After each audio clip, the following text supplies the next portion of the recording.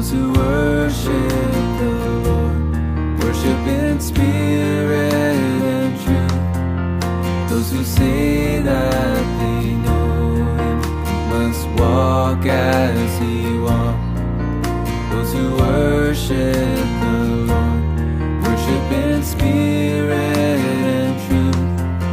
Those who say that they know Him must walk as He walked.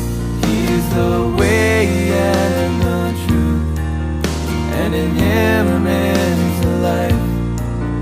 If we obey His word, then we walk in the light.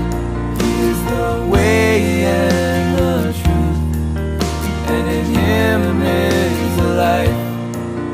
If we obey His word, then we walk in the light.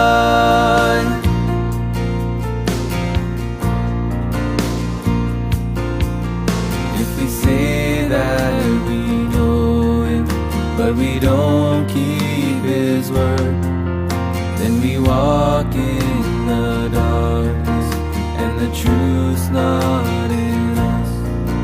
If we walk in the light, we will have fellowship sweet, and the blood of Jesus will cleanse us from sin. He is the way and the truth, and in Him is the life. If we obey His word, then we walk in the light. He is the way and the truth, and in Him is the life. If we obey His word, then we walk in the light.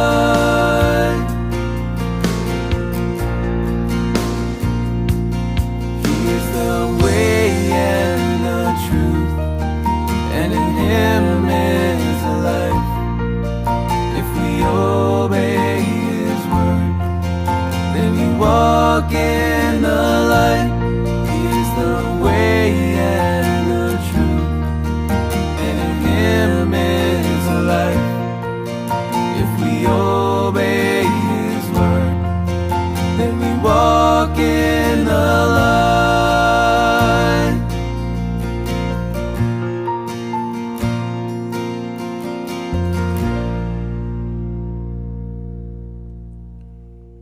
Well, that's what we say here in the mornings. We say, well, hey, be watching if you would, please. If you see Walter Huss, his name appear here in our comments during the live part of the broadcast this morning, or if you even happen to be watching a little bit later on, and you did not catch this, and you're friends with Walter, I want to encourage you to reach out to him on Facebook and send him a happy belated birthday. Walter had a very significant birthday last week, I think is when it was, and something that we don't necessarily want to miss because it's a significant birthday. It isn't every day that somebody turns 80. And so welcome Walter to the 80s. If his name happens to appear here, I am certainly going to pause and congratulate him on this mile marker. It's significant. And here's a guy, 80 years old, still going out to Christian camps, serving as a nurse, traveling about different Christian camps all over the place, and being stretched, being used. And I thank God for that. Walter, you will be my example to be following when I reach that age. But I say welcome to the 80s. I'm not there yet. In fact, I think there might only be one of our morning listeners that I know of that is reached that mile marker. So that person can shout out to you, welcome to the 80s, chump. And so if you happen to see Walter, or if you're friends with Walter Huss on Facebook, reach out and congratulate him, wish him a happy belated birthday. as he has now reached the 80s. We are in a unique section here of the book of Acts. I mean, there are going to be highlights to pull out.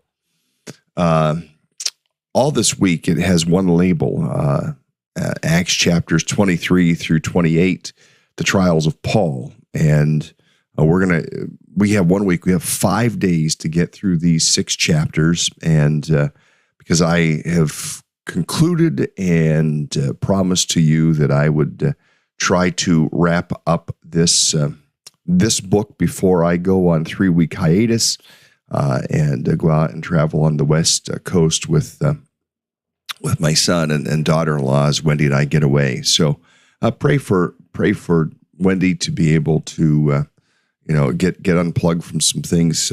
Camp is underway now, and there's always lots of things in the first few weeks that need attention, and plus she's still working. So just pray that things would smooth out there and all the details would come together so that come Sunday, we're ready to get away for a little respite.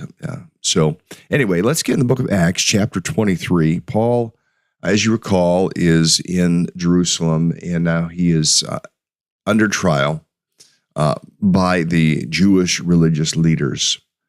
So it says, Paul looked straight at the Sanhedrin and said, "My brothers, I have fulfilled my duty to God in all good conscience to this day."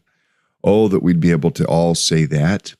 We'd be able to say, I've fulfilled my duty to God in all good conscience to this day. And with that, that kind of begs a bit of a question to each of us. What is our duty?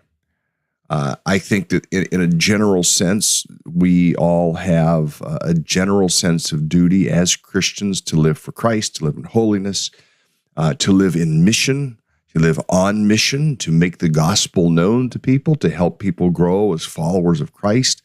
So in that sense, we have that duty. We have that duty to walk with Jesus, kind of the tagline, key verse, theme verse for this broadcast, 1 John 2:6, which says, anyone who claims to live in him must walk as Jesus did.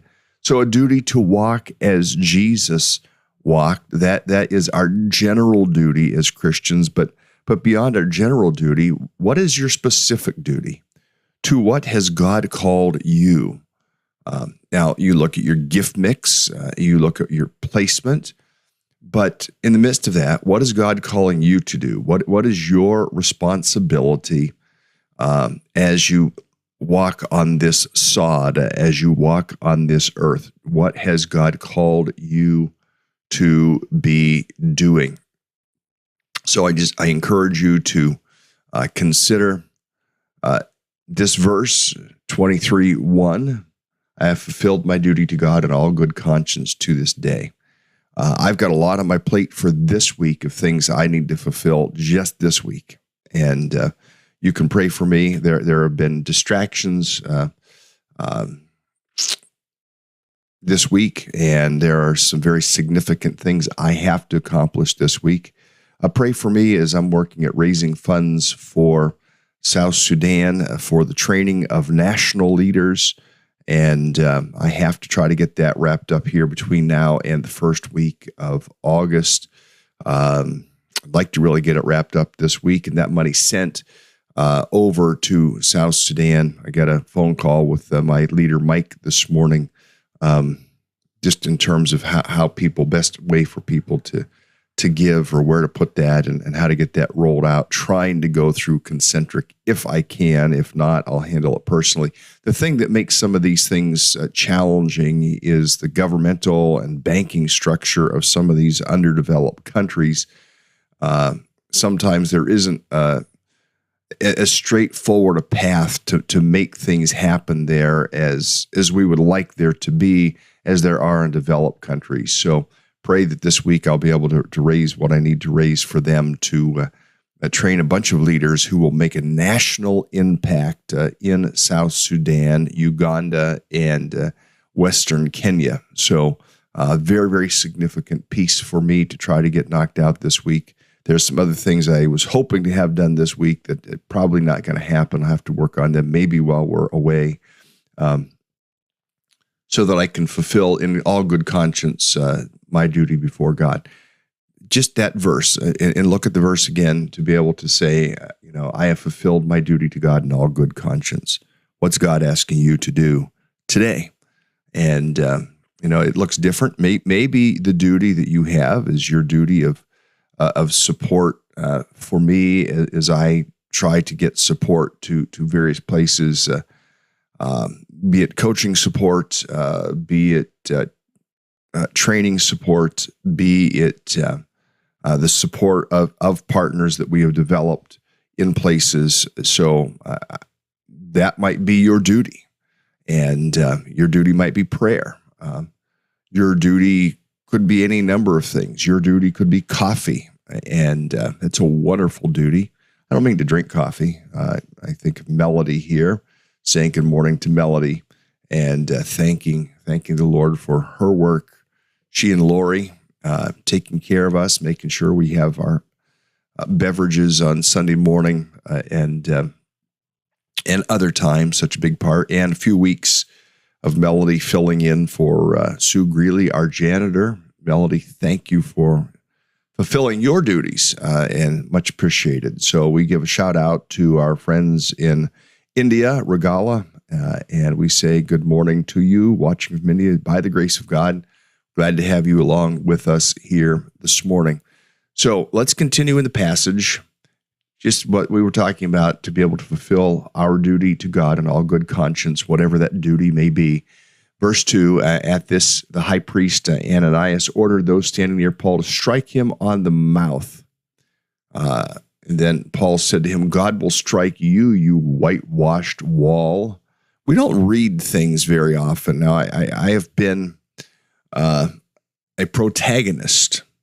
And I believe a rightful protagonist, because I watch what some Christians put on Facebook on regular basis that is demeaning, that is belittling, that is, and perhaps it is true, but I do think, and we're going to see something here in just a moment, in the next few verses, that we have our witness to consider more than our conservative values, or whatever. We have a witness to Christ to maintain. And so what we post, what we say, what we do is something we need to give consideration to. How does this reflect on Christ?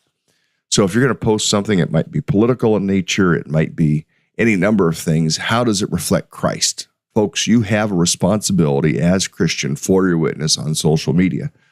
Social media can be a nasty, nasty place, but it's also a place where we need to bring the light of the gospel. So I encourage you. Now, we don't see often this type of verbiage coming from a leader like Paul, where he calls someone a whitewashed wall. Whitewash means this. I mean, I grew up on a farm, and on a dairy farm. And the old dairy farms, there were always lots of flies around the barns, and flies leave all those little black spots. I think it's called fly poop, and just all over the place. And sometimes things from the cows end up on the walls, and you try to wash them down some, but it kind of sticks. And so once, twice a year, we would have our barn whitewashed. And so if I can put it this way, and it may sound somewhat crass, but I believe it's apt illustration, what the whitewasher would do, and we would have to cover over the outlets and the pipelines and all these different things to be ready for the whitewasher to do his job. Literally, whitewashing the walls was whitewashing over poop. That's what it was. I know it maybe sounds disgusting, but you think all those hundreds of thousands of flies flying around a dairy barn, at least the older dairy barns like we had, and or the things that would end up on the walls from the cows. And so a couple times a year, you'd have that whitewashed over for purity reasons, for appearance reasons, things of that nature. So the idea of being whitewashed is painting over all the ugly. So underneath is a bunch of ugly. And so by Paul saying this, he's saying underneath you, there is a bunch of ugly, and it's just whitewashed over. And Paul goes on and says this. He says, you sit there to judge me according to the law, yet you yourself violate the law by commanding I be struck. So he speaks out at Ananias. And it says this, those who were standing near Paul said, you dare insult God's high priests? High priest, singular. Paul replied, brothers, I did not realize he was the high priest, for it is written, do not speak evil about the ruler of your people. So here is Paul quoting, do not speak evil about the leader of your people. And this is where I come back to our witness on places like Facebook. What's our language on Facebook? You know, do we say things that are, okay, maybe we have grave concerns about our current president. We should have grave concerns about our current president. I mean, we should. And sometimes I know you might watch memes and laugh and whatnot, but I have the grave concern when the man can't put together a sentence. Sometimes he does very good, but there are more and more times where he is not, and we should be concerned. But to create a meme that it's belittling, that's not what we should be doing as Christians. And notice what Paul says, verse 5, do not speak evil about the ruler of your people. Now, obviously speaking about the high priest, but also in the political sense in our day, especially in modern day America, we should pray for, Paul would write to Timothy, we should pray for those in authority. And that should be our response. And we should be prayerful. So don't get caught up in the political machinery that will play out, especially in the rhetoric. I believe the 2016 presidential cycle had an extremely negative impact on the way people treat each other. And that was because of the candidates in 2016, both. And it's not okay. Friends, we need to make sure that we treat people with dignity, even if we disagree with them. And what's our calling before God? Now, Paul made this statement, but this is a very rare statement. You could say, well, the Bible shows. Well, friends, only on very, very, very rare occasion do we read something like this, or even Jesus saying something like this. They did say them to make a point, but they said them directly to the people, not away from them, but directly to. Now, I have to pause for a moment here for two reasons. I'm going to grab my cup of coffee here and encourage you to grab your cup of coffee, have a little sip. And we all want to give a fantastic shout out. And Walter, if you just tuned in, you missed all my talk about whitewashing the barn and how basically it painted over the crap. And but more importantly than that, because Walter was a farmer too, more importantly, and I just posted on your Facebook timeline, I missed it last week. Walter, happy 80th birthday. You joined Priscilla in a prestigious group of people, and we missed that last week. We're taking the time this morning. Friends, anybody that's live here in the broadcast, listening in the comments, I invite you to say happy birthday to Walter. And Walter is one of those people who also has been a significant friend, significant supporter of my ministry for some time, faithful prayer warrior, faithful friend, dear, dear, dear, dear brother. And I'm hoping maybe I can get a day to sneak away, or a few days to sneak away, maybe go over to Vermont this fall and then spend a day or two hanging out with Walter, if that works out. So, yes. Well, yes, prestigious Priscilla and wonderful Walter. There we go. But it's not it isn't that often. I mean, people in their 80s, that's phenomenal. And Walter, we talked about you earlier too. Here you are going out and ministering as a nurse at all these Christian camps, and such a wonderful thing. Friends, I want to encourage you. Walter will be here. You need to give the dates, Walter. Again, it's the end of July, beginning of August, I think. We're going to miss Walter. We're going to be out in the West Coast somewhere, and we're going to miss Walter. But I want to encourage you all to try to get together and either have dinner with Walter or breakfast with Walter or something with Walter while he is here. So, and look at this. Santhus saying, we wish you many more returns of the day, Walter, sir. Have a blessed day, Walter, sir. May the Lord be with you.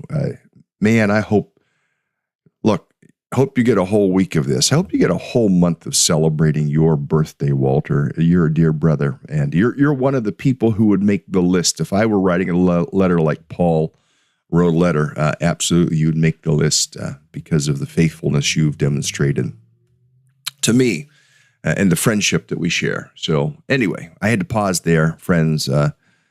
You might listen to this 2 years from now, and at that which point from today's date, which is the 10th of July, Walter will be 82. Just had to pause. Now let's get back into the text here, pick up where we were, and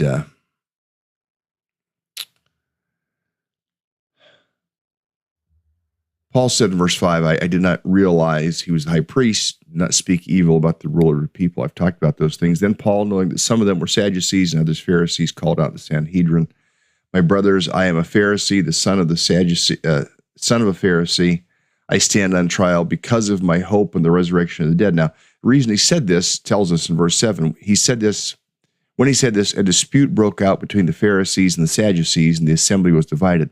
The Sadducees say there is no resurrection and that there are neither angels nor spirits, but the Pharisees acknowledge them all. There was a great uproar, and some of the teachers of the law who were Pharisees stood up and argued vigorously. We find nothing wrong with this man, they said. What if a spirit or an angel spoke to him? Now I'm going to adjust the screen here. Verse 10, the dispute became so violent that the commander was afraid Paul would be torn to pieces by them. He ordered the troops to go down and take him away from them by force and bring him into the barracks. The following night, the Lord stood near Paul and said, take courage. As you have testified about me in Jerusalem, so you must also testify in Rome. Sometimes the Lord fortifies us, even as he fortifies the Apostle Paul here, appearing to him, speaking to him directly, something that Luke notes down, and we find in this red letter edition. Take courage, because this is what's going to happen. You've testified here. You're going to all the way to Rome with this, buddy. Keep on testifying. And Paul may have found himself discouraged, but the Lord came to encourage him, and I want to encourage you to remain encouraged in the Lord, whatever your circumstances. Keep your eyes on the Lord. Keep trusting. If you need fortification today in your faith, go back and read Hebrews chapter 11, the great hall of faith. It is called chapter of faith. Many of those people listed in Hebrews 11 never received the answer to the promises they were clinging to, but yet they did not fade away from their faith. They continued to cling to the Lord. I encourage you today, no matter your circumstances, continue clinging to the Lord. Now, I want to continue here in the passage. Verse 12 says, the next morning the Jews formed a conspiracy and bound themselves with an oath not to eat or drink anything until they had killed Paul. I mean, they were serious about this.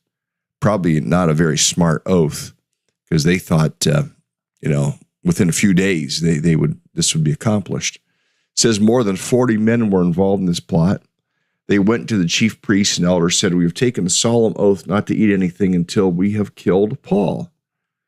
This would be called murder. Now they would justify it by saying, "Yeah, we are stoning to death a heretic." That would be their justification. A false prophet, they would say. According to the law, false prophets are to be stoned to death. So it wasn't murder; it was a righteous act. Is how they would spin this. Oh, we can be spin masters, can we not? Now then, you and the Sanhedrin petitioned the commander to bring him before you on the pretext of wanting more accurate information about his case. We are ready to kill him before he gets here. Now, this is a plot. This is a conspiracy. But when the son of Paul's sister, Paul had a sister, we now know this from this verse, heard of this plot, he went into the barracks and told Paul. Then Paul called one of the centurions and said, "Take this young man to the commander. He has something to tell him." So he took him to the commander, and the centurion said, "Paul, the prisoner, sent for me and asked me to bring this young man to you because he has something to tell you." The commander took the young man by the hand, drew him aside, and asked, "What is it that you want to tell me?" He said, "The Jews have agreed to ask you to bring Paul before the Sanhedrin tomorrow on the pretext of wanting more accurate information about him. Don't give in to them, because more than 40 of them are waiting in ambush for him. They have taken an oath not to eat or drink anything until they've killed him. They are ready now, waiting for your consent to their request." The commander dismissed the young man and cautioned him, "Don't tell anyone that you've reported this to me." Now, friends, this would be a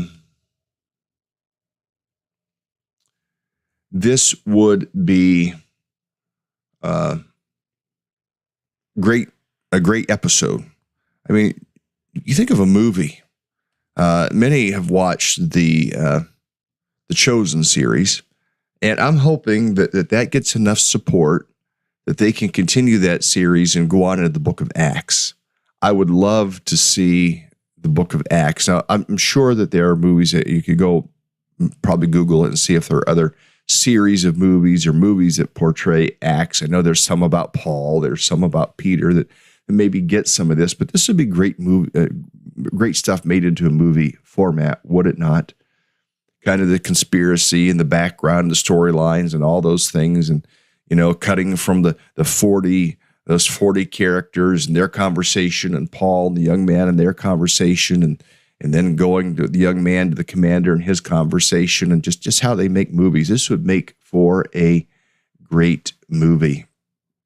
But the thing I want to note here is how Paul knew his rights and followed his rights so that he could have things corrected, so that he could lean into those rights so that he would eventually reach Rome. Now, I'm going to read the rest of the chapter and make a few brief comments here so we can at least finish this chapter out this morning. It says, "Then he called 2 of his centurions and ordered them, 'Get ready a detachment of 200 soldiers, 70 horsemen, 200 spearmen to go to Caesarea at 9 tonight. Provide mounts for Paul so they may be taken safely to Governor Felix.'" Look at this. 200 soldiers, 70 horsemen, 200 spearmen. Now, depending on how you read this might be 200 plus 70 plus 200. This could be as many as 470 soldiers being sent with Paul. Think about the entourage, and you see like a presidential entourage and all the people and all the cars and what one's the fake car, what one's the real car, so on and so forth. Paul is getting this type of special treatment. It is absolutely amazing. It says he wrote a letter as follows: "Claudius Lysias, to His Excellency Governor Felix, greetings. This man was seized by the Jews, and they were about to kill him, but I came with my troops and rescued him, for I learned that he is a Roman citizenship." I mean, there is something about leaning into our rights as Paul is doing. "I wanted to know why they were accusing him, so I brought him to their Sanhedrin.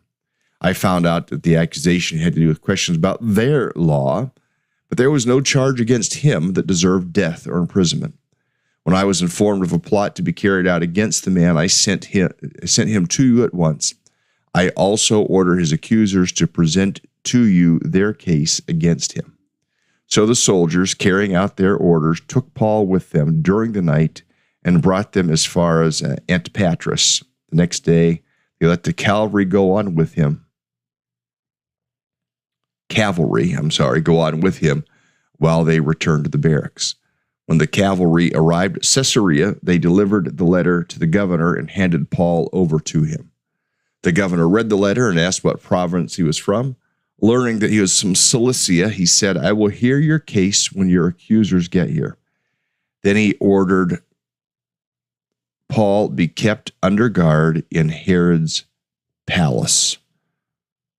So he is in Herod's palace in Caesarea. Caesarea Maritima, I believe, is the Caesarea. There are a couple different Caesareas.